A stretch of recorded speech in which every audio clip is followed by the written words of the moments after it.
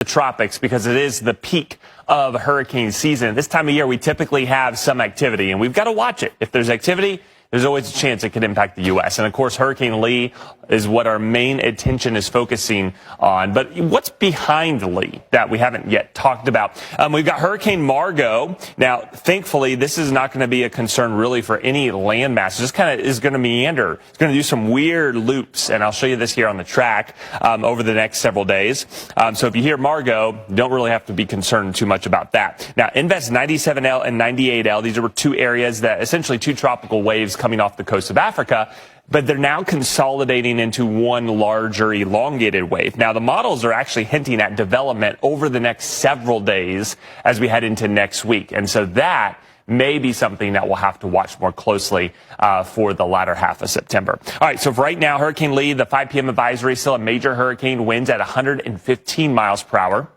The updated track, pretty consistent with what it was before. So we're not seeing a ton of movement right now. Anywhere from the Cape, Massachusetts through Maine and then the Canadian Maritimes is really fair game. So we will have impacts on land.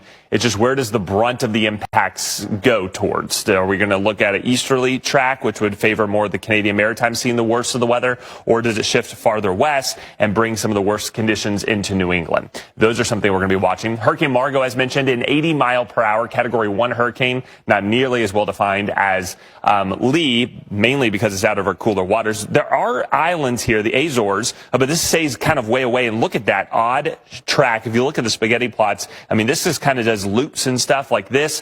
So we'll have Margot around at least through the weekend, but notice it will slowly weaken and not be a factor. Now, I want to show you really quickly some of the modeling here. GFS hinting at Lee moving up towards New England and the Canadian Maritimes. And then there's that new development, which could very well be our next tropical storm, possible hurricane. And while it does now want to bring it farther north than the runs yesterday, we've got to watch this because the track consistency was back and forth. So, guys, Bermuda certainly want to keep a close watch on this as we head into next week.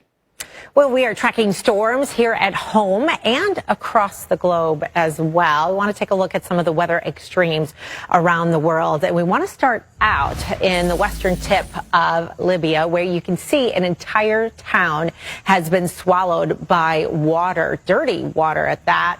Thousands of people are feared dead and at least 10,000 are missing. This was called Storm Daniel, and it pummeled the country on Sunday night. And some of the worst of the impacts in Derna, that's on the eastern coast of Libya. The nearly 130 miles between the two cities have damage throughout. The storms, in some cases, wiped out dams, causing water to rush through town and destroying roads, homes, and property.